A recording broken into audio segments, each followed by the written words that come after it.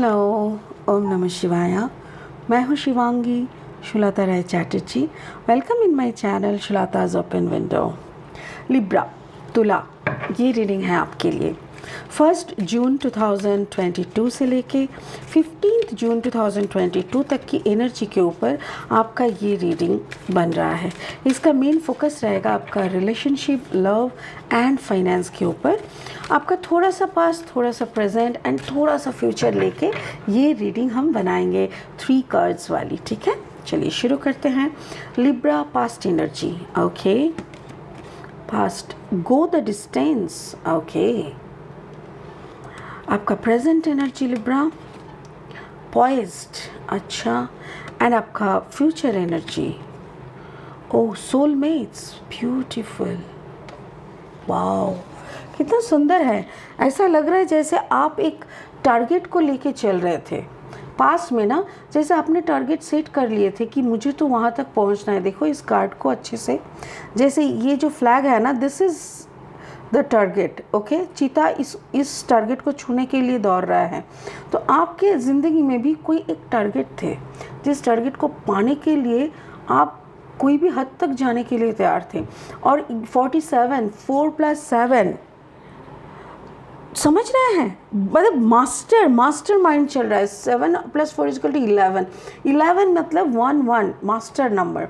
अगर हम 112 भी कर दे तो भी like you are getting support from your soul and from your higher consciousness, from the angels, everything. तो यहाँ पे मैं मास्टर नंबर को पकड़ूंगी 1. उसके बाद है card number 48, that is poised. जैसे आप कोई चीज़ में ना एकदम कम्प्लीटली डूबे हुए हो। यस, देखो यहाँ पे ये जो फ्लैग टाइप का दिख रहा है ना, दिस इज़ ऑल्सो चेक। और यहाँ पे भी जो फ्लैग है ना, ये भी check, black and white check.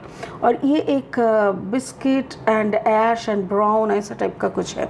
तो मुझे ऐसा लग रहा है जैसे टारगेट को पाने के लिए, अचीव करने के लिए आप एकदम उसको क्या कहते हैं, मगन, राइट, मगन, थैंक यू। स्पिरिट बोल रहा है कि एकदम आप डूबे हुए हो, नशा टाइप का, एकदम एडिक्टेड कि नो मुझे चाहिए, मतलब चाहिए, आई नीड इट। और ये जो नशा है ना, you even don't have any reason, आपको भी पता नहीं। आप सोचते हो मेरे को ऐसा क्या हो गया, Why I am so much in this thing, क्यों मैं इतना पागलपंती, क्यों हम इतना पागलपंती कर रहा है। और उसका जवाब में स्पिरिट खुद बोल रहा है, because you people are soulmate. Wow. Card number 41, a big positive change, और यही चेंज तक आपको पहुंचना था। चलिए, स्पिरिट का ब्लेसिंग कार्ड है फेसिंग फियर, माँ काली है। Major spiritual changes are unfolding. तो इसको हम लास्टली क्लैरिफाई करेंगे, बट इतना तो समझ में आ रहा है कि आप अपनी ज़िंदगी की डर का सामना भी कर रहे हो। इस कार्ड के माध्यम से मुझे यही लग रहा है। ओके, फिर अनदर 3 कार्ड्स ले लेंगे इस रीडिंग को आगे बढ़ाने के लिए। बट मैं कहना चाहूँगी कि अगर आपके जन्म का राशि यानी मून साइन लिब्रा है, सन साइन लिब्रा है, या तो एसेंडेंट यानी लग्न भाव अगर लिब्रा है, कोई भी जगह पे अगर लिब्रा यानी तुला है, तो आप इस रीडिंग को देख सकते हो, रेजोनेट हो सकता है। बट अगर रेजोनेट नहीं हो रहा है ना, तो प्लीज़ ज़बरदस्ती का अपना कहानी मत बना लेना, ठीक है। ओके, चलिए ले लेते हैं 3 cards, 3 cards for Libra. First card, Son of Sword. Second card, Ace of Pentacles. And the third card is Son of Pentacles. Very slow but steady. Taurus, Gemini, Libra, Aquarius, and Taurus, Virgo, Capricorn. Ace of Pentacles. Okay, clarifying cards ले लेते हैं और देख लेते हैं क्या बोलना चाह रहे हैं। बाय द वे, जो लोग पहली दफ़ा मुझे सुन रहे हैं, मेरे चैनल को विज़िट कर रहे हैं, मुझे देख रहे हैं, मेरे वीडियोस देख रहे हैं, thank you so much, welcome. Please मेरे चैनल को सब्सक्राइब करके ना बेल आइकन को ज़रूर दबा दीजिएगा, ताकि मेरी बनाई हुई कोई भी वीडियो आपसे छूट ना जाए और हर वक्त आपके पास मेरी बनाई वीडियोज़ आते रहे। और जो लोग दोबारा वापस आके मुझे सुन रहे हो, thank you so much, thank you for your support and love. Okay, first card from clarifying 9 of Pentacles. Okay, the Judgment. Okay, 5 of pentacles, अच्छा 2 of pentacles, the high priestess energy, and finally the 3 of sword. Okay. तो जनाब बहुत कुछ चल रहा है आपकी ज़िंदगी में, प्यार में लहूलुहान ऐसा टाइप का दिख रहा है। मुझे ऐसा लग रहा है कि कभी कभी होते हैं ना, हम लोग ज़िद पे आ जाते हैं कुछ पाने के लिए, इतना ज़्यादा ज़िद पे आ जाते हैं कि वो ज़िद है कि ईगो है, ये समझ में नहीं आता। मुझे कहीं वैसा ही एक स्मेल आ रहा है, मैं देख लेती हूँ। Card number 11, go the distance. इतना, एक सेकेंड, तो यहाँ पे है गो द डिस्टेंस। आपने खुद ही एक लकीर खींच लिए थे कि वहाँ तक मुझे पहुँचना है, आपने खुद अपना टारगेट बना लिए थे और वहाँ तक आप पहुँचने के लिए बहुत कुछ कर रहे थे। देखिए ये इस तरफ से आ रहा है और आप इस तरफ से आ रहे हो। मुझे ऐसा लग रहा है जैसे देखिए कैसा अटैकिंग मोड दिख रहा है, उधर से भी एक अटैक मोड, इधर से भी एक अटैक मोड है। कार्ड्स को देख के ऐसा लग रहा है जैसे दोनों के साथ झगड़ा भी करते हैं और फिर दोनों के बिना रह भी नहीं सकते हैं, ऐसा टाइप का एक एनर्जी मुझे दिख रहा है। ऊपर से यहाँ पे है 2 of pentacles and the 9 of pentacles. मुझे ऐसा क्यों लग रहा है कि मे बी आप दोनों की ज़िंदगी में, आपका और आपके पार्टनर की ज़िंदगी में कम से कम 9 इयर्स की गैप है। आई मीन मे बी आपके पार्टनर आपसे 9 इयर्स की छोटी है या छोटा है, जो भी है, the girl is the senior one. मुझे ऐसा लग रहा है कि लड़की बड़ी है और हो सकता है कोई एक तो 9 साल के बड़े हैं, बट इसको सिर्फ ये बड़े होने का ही बात नहीं है। मुझे यहाँ भी ऐसा लग रहा है कि आपने टारगेट तो सेट कर लिए थे कि आपको ये कैरेक्टर को अचीव करना ही करना है, इससे शादी करना ही करना है, बट कहीं ना कहीं आप दो मन में भी थे। क्योंकि financially that person was not strong enough. आपसे वो पर्सन ज़्यादा फाइनेंशियली स्ट्रॉन्ग नहीं थे, स्ट्रॉन्ग आप थे, ठीक है। उम्र में भी थोड़ा आप ज़्यादा बड़े थे, बट उसकी एग्रेसिवनेस, उसकी मैच्योरिटी, सब कुछ आपसे जैसे छोटे थे, मतलब मैच्योरिटी में भी छोटे, एग्रेसिव, क्योंकि इसके अंदर थोड़ा ज़्यादा दबा सा रह रहा था, जिसको आप उसको मतलब बोल रहे थे कि I am there for you, I am there with you. तो इस रिश्ते का अगर बुनियाद अगर पकड़ लें, और या तो फिर इस रिश्ते को कौन चला रहा था अगर पूछे, तो मुझे ऐसा लग रहा है कि रिश्ते को आप चला रहे थे। तो ये आपका पास्ट एनर्जी है, बट मुझे ऐसा लग रहा है ये एनर्जी कहीं ना कहीं जाके डगमगा रहे थे। क्योंकि अगर आप लड़की है लिब्रा और आप जिसको ट्रीट कर रहे थे वो कोई आदमी था, टॉरस, वर्गो, कैप्रिकॉर्न, ऐसा, तो कहीं ना कहीं आप दोनों का एक ईगो का क्लैश होता है। क्योंकि अल्टीमेट आप एक लड़की है और ये मान लेना भी प्रॉब्लम है, बट यहाँ पे आप कंप्लीटली ड्रॉन थे, नशे में थे, उसके प्यार की नशे में थे। आप एकदम खुद के पास खुद कमिटेड थे। Card number 48, 8 + 4 = 12, 2 + 1 = 3।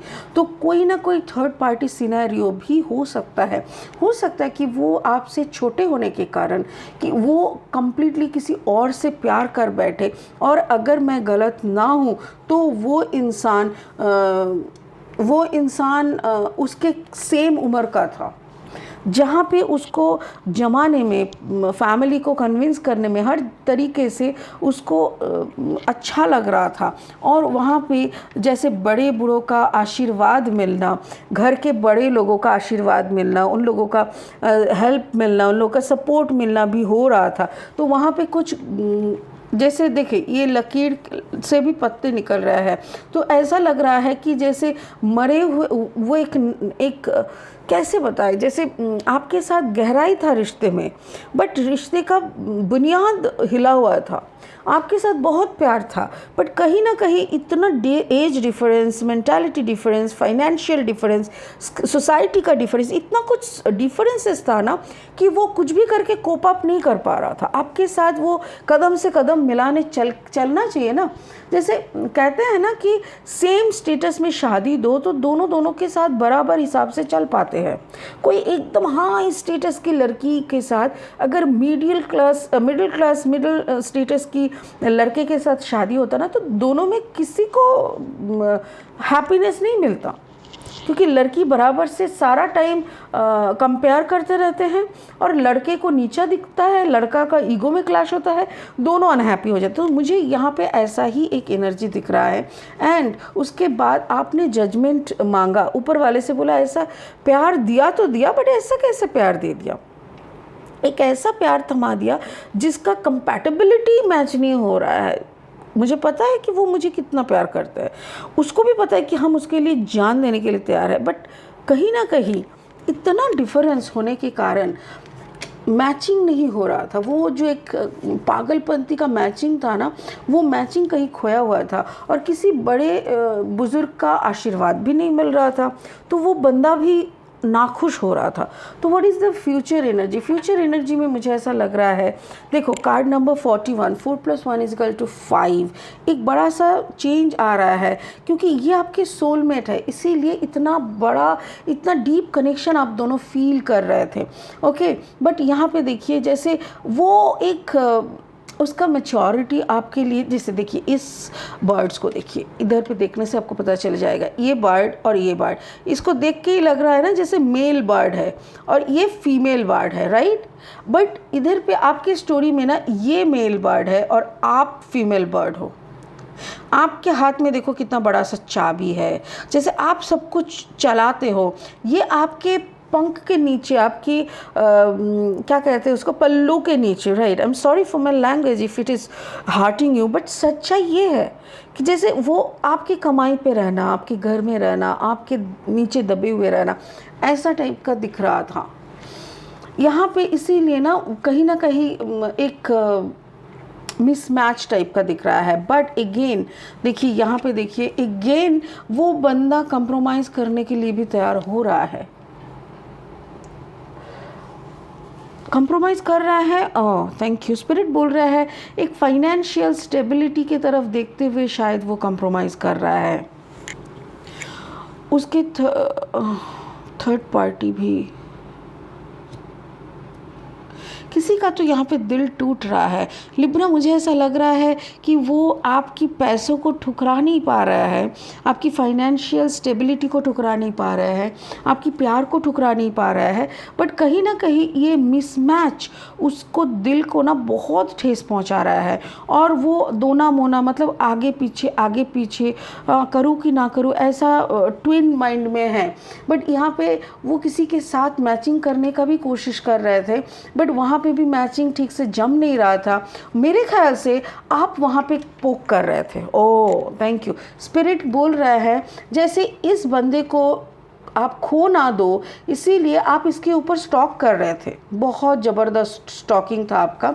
एंड जैसे आपको पता चला कि किसी दूसरे जगह पे शादी का बात चल रहा है, आप खुद का मैचिंग कराने का कोशिश कर रहे हो, तो उस जगह पे आपने जाके क्या कि भंडा फोड़ देना जिसको कहता है, कि आपने बोल दिया कि you know I have relationship with this man, how could you come, you know आप कैसे, कहाँ से बीच में आ रहे हो, ऐसा करके कुछ तो हुआ जहाँ पे, जिसके कारण वो रिश्ता भी उसके हाथ से निकल जा रहा है। And because of third party अभी क्या हुआ ना, आई एम सॉरी टू से लिब्रा, मुझे ये दिख रहा है, स्पिरिट खुद बोल रहा है ऐसे कि जिसको प्यार आपने किया उसने भी आपको प्यार किया, मैं नहीं बोल रही हूँ कि आपको धोखा दे रहा है, बट वो एक बड़ा सा मिसमैच होने के कारण वो साइड होके किसी और के साथ शादी करने का प्लानिंग कर रहे थे। ओके, और उधर पे आपने जाके जैसे उस शादी के ऊपर बंधन कर दिया कि नहीं मैं तो हूँ, कैसे आप लोग आगे बढ़ सकते इस रिश्ते को लेकर, तब उसको बुरा लग गया और उसने आपको थर्ड पार्टी के जोन में खड़ा कर दिया, जबकि आप थर्ड पार्टी का नहीं हो। You are the main person, you are the main partner, soulmate, but वो समझ नहीं पा रहे। वो समझ तो रहे हैं, आपका प्यार को लेके उसका कोई भेदभाव नहीं है, कोई कन्फ्यूजन नहीं है, बट ये सोसाइटी, समाज, इसके फैमिली मेम्बर्स, सारे लोग उसको इतना प्रेशर कर रहे हैं कि उसको समझ में नहीं आ रहा है कि how he can continue with you और how she can continue with you, तो ये समझ में नहीं आ रहा है। सो आपको थर्ड पार्टी का करार दिया जा रहा है।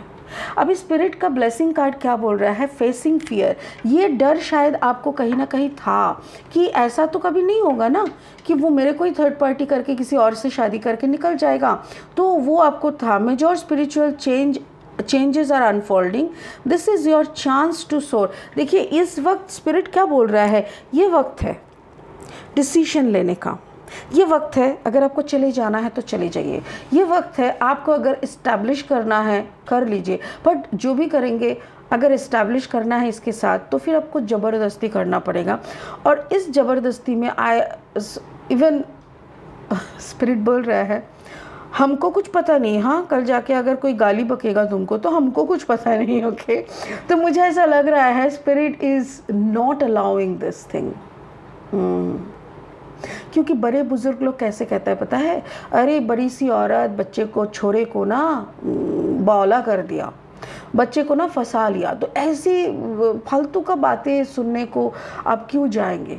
जबकि ये बंदा अगर आपसे शादी कर रहा है ना तो इसका ये प्यार करता है, मैं बार बार बोल रही हूँ, फिर भी इसका नज़र आपकी फाइनेंशियल स्टेबिलिटी पे ज़्यादा है, क्योंकि ये आपके पैसे को भी देख रहा है कि भाई हम अगर मेरे से इतने बड़े इंसान को शादी कर रहे हैं तो क्या चीज़ मेरे दिमाग में सेट करूँ, and that is financial stability, financial abundance, ठीक है, एक अच्छा सा लग्जरी कंफर्ट जोन।